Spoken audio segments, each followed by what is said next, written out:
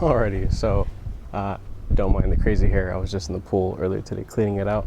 But this is going to be my first full-length video, and what the hell am I going to be sharing with you guys today? Well, I have a handful of plants that I typically keep in the front yard, potted plants of course. I recently had a subscriber drop a question in the comments, and she asked, how often do I repot? Kind of a vague question, because in the video I was showing off a crap ton of things. You can see this is a small portion of some of the nonsense that I have going on. The answer is all the time. Yeah, pretty much. I am pretty much repotting stuff constantly, except for the cold months, because you don't want to do that kind of stuff with succulents and cactus. All right, so obviously you're gonna need some gloves, high quality gloves, not like these. These kind of suck because they're kind of all messed up. But I want to show you guys a really simple setup when you're doing repotting. You need some sort of, if you want to minimize some mess, you need something to catch some of the spent or old soil in a pot. So when looking and how to identify a plant that is in need of repotting, well, you need to do away first with the myth that succulents and cactus love to be overcrowded. That's bullshit. That's not, the plant doesn't know. It's not like the whole goldfish bullshit that people tell little kids growing up. Oh, if you keep a goldfish in a 1-gallon aquarium, it stunts the growth. Or the same thing with snakes. Oh, if you keep the snake in a small tank, it's not gonna grow. No, it's gonna continue growing because that's what nature does. It's just going to be very uncomfortable and actually can hinder just a tiny bit the quality of life of the actual plant. Eventually the plant will become so root bound in the soil that there will be more root mass and matter versus soil. That's not something you want in gardening, period. So how to identify a plant that needs to be repotted? Well, here I have this guy right here. Beautiful, beautiful, gorgeous, right? Obviously. Do I know what it is off the top of my head? No. It's an agave, pretty robust. You do not want to be handling something like this barehanded because it's kind of rough. That plant, while it looks gorgeous, it's getting a little too crowded for me. Now, another little agave is this guy right here. You can clearly see that there is some soil still visible. The plant itself hasn't actually taken up all the space within the pot. So you know what? I'm gonna leave this in here for a year. I'm not gonna deal with it. This is another one. This is a soft leaf agave. Yes, this is an agave. Micro serrated edges, but very floppy leaves, right? Different part of the world than this other agave here. This one has a handful of babies. The main mother plant, it's large, and in a pot this skinny, this small, it just needs to be dealt with. So for the sake of this video not being too long, we're just gonna deal with that one for now. We're gonna need some good soil, right? This is the mix that I've made here at home.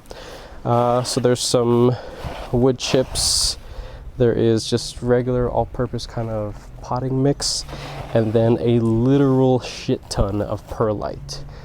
These plants that sit in these little pots that, you know, retain a good bit of moisture, you want to have a pretty loose mix so that the plant has the ability to, you know, send its roots out and search for fresh nutrients within the soil. So just pound on the pot a little bit. This one had some decorative rocks. I am not going to attempt to save them. So there we go. Look at that. A lot of bugs, a lot of gross little bugs. And even though I love gardening and this kind of stuff, I hate these stupid little pincher bugs. They're everywhere. So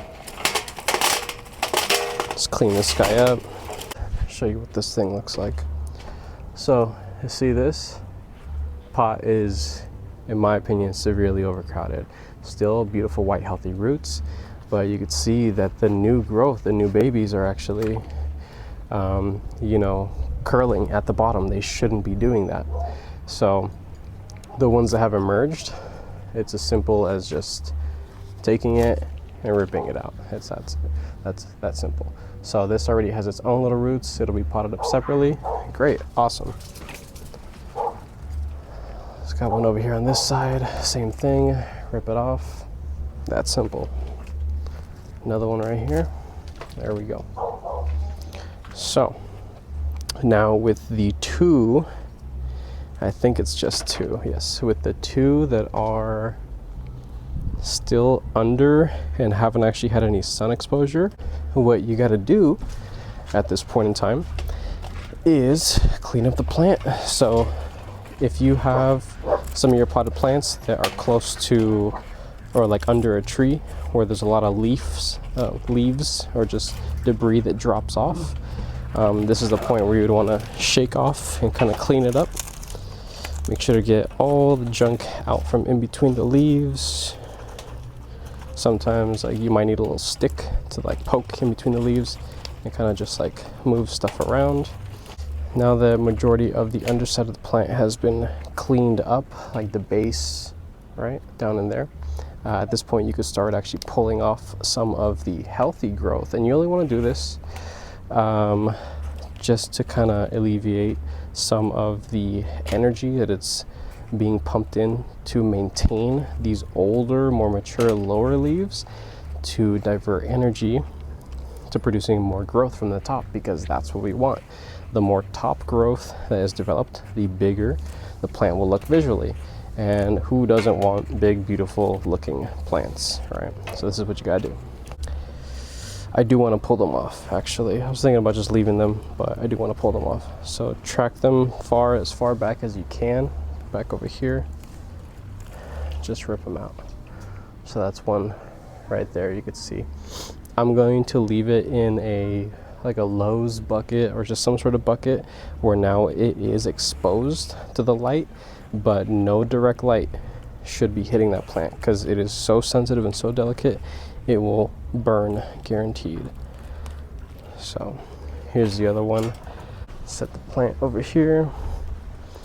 Grab your new pot and start just filling it up.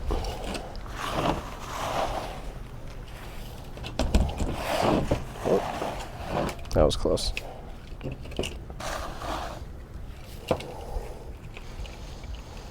Now get those roots back in there. Now that we've built a good base.